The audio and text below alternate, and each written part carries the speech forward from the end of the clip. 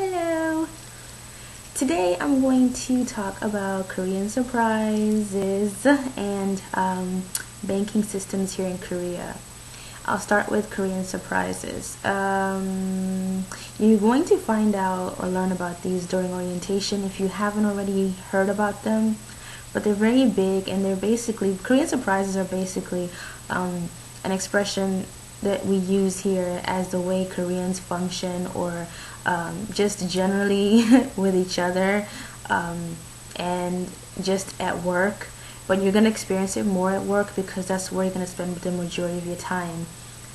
Korean surprise, for example, would be something like your co-teacher tells you that you're going to cover certain lessons, and then the day of that lesson to be covered, she or he tells you right before class starts that you're going to do something totally different and can you have something else prepared. And you're like, so I have like 20 minutes to have something totally different for the next 3 classes. It's insane.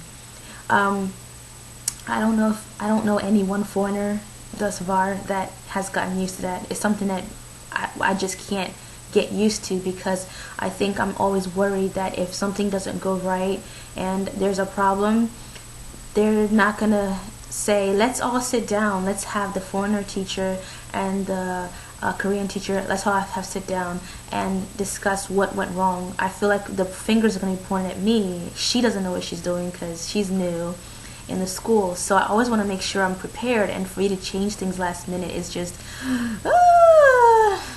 yes. I'm a little stiff. I can barely move. It's because my camera sucks on my computer. It like freezes up, and then I will start to look crazy. So I have to be stiff to make this work. Now, another surprise, for example, I do actually have favorite surprises, believe it or not. Many of them will not be good surprises, but some of them are pretty good. So another surprise would be, it is 4:15 and you get up at 4:30, and your co-teacher or someone tells you that, oh, after class or after school today we're going to go to a staff meeting. A staff meeting basically means staff dinner. And you're thinking, great, I had no idea, why didn't anybody tell me? And that's because the person that told you probably found out right then and there also. So it's not just something that they maliciously try to do, foreigners. It's something that they just do amongst themselves. I don't understand it. And these things are, I won't say they're mandatory, but it is highly encouraged that you go and try to show that you want to participate and be a part of, of the group of teachers, because you don't want to be that one foreigner that always can't go. Because even if you have plans that day, try to see if you can like change the plans and work around that, just so you don't become that foreigner. Another surprise would be you show up at work at 8:30, and as the bell rings you don't hear anyone coming into the classroom, so you're left wondering, where are the students? And at this point you probably can't find your co-teacher either, because he or she has just disappeared, which they do a lot. And so you don't know where is the class. When you finally find someone to tell you, you realize that they tell you actually, oh, classes are canceled today. Today is Teachers Founders Day, or today is some odd, I don't know, Korean day or something.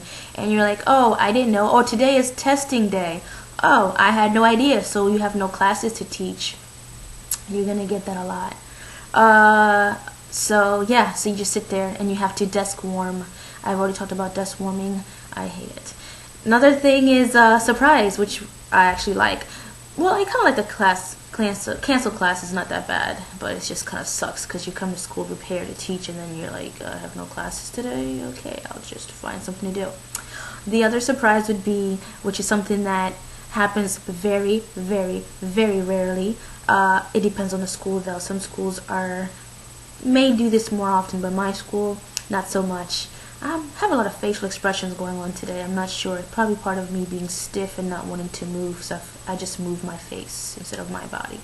Okay, so today I got a go home early. I was like, what? Really? I mean, it wasn't just because my principal retired, so we had a retirement lunch or party for him, and they figured it's gonna go a little bit longer than expected, or so we're not gonna make you go back to work. So everyone got to go home early.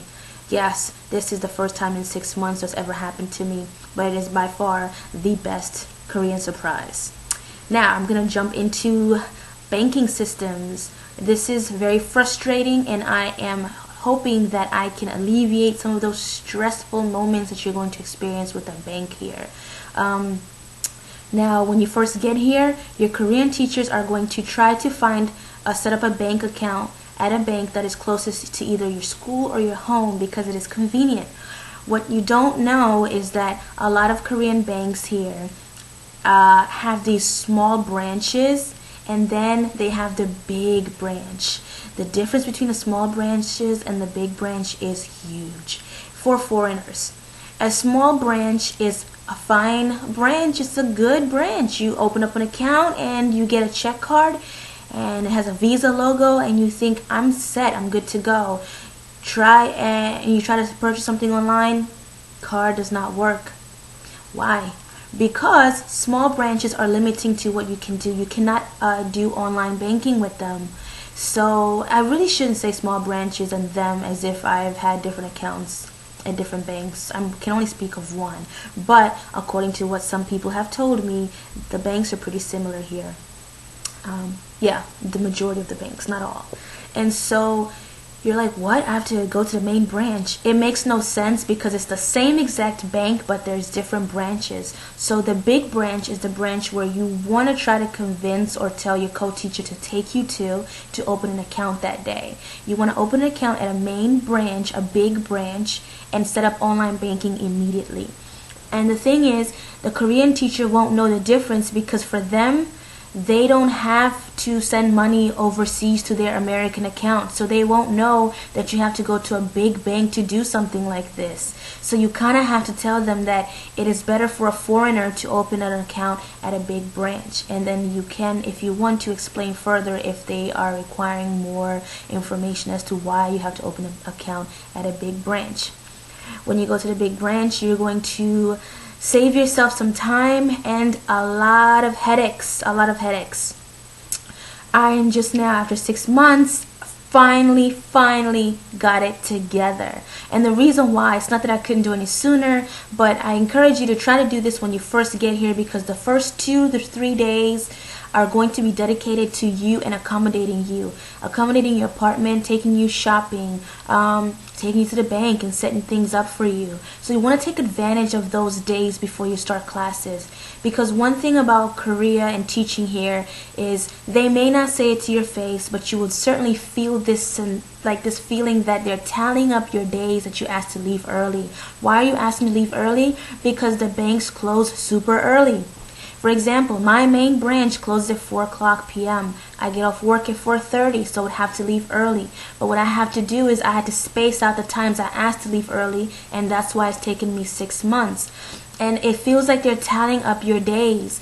And they won't say it to your face, but I've read many forums where people will say that they're telling these days or these things that you're asking, and at the end of the school year, when you want to renew the contract, they tell you, sorry, but not at this school because you asked to leave too many times.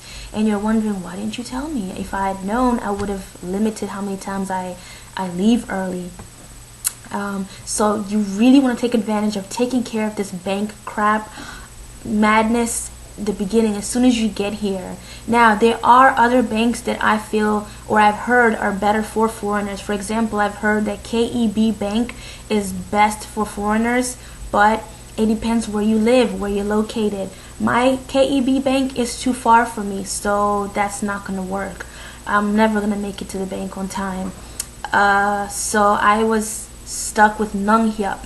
And the thing is, another reason why they use Nonghyup, well, my school, is because the direct deposit. They're usually going to try to persuade you to open an account that the school has an account with, because that's the best way for them to direct deposit money into that account. And I'm trying to think, is there anything else I want to tell you about the bank? Yes, handle that ASAP. If you want to open up a Citibank account, just try to do as much as you can with the bank and find as much as you can about the bank the first 2-3 days that you're here or before you're here, because it's a headache. It really is. But yeah, so just remember, the small branches are limiting to what you can do. You will get a check card, but that means you can purchase things here in Korea, but you cannot purchase things online and send money overseas to your other accounts.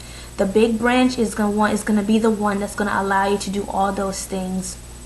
And that is all. Okay, have a nice day. Bye bye.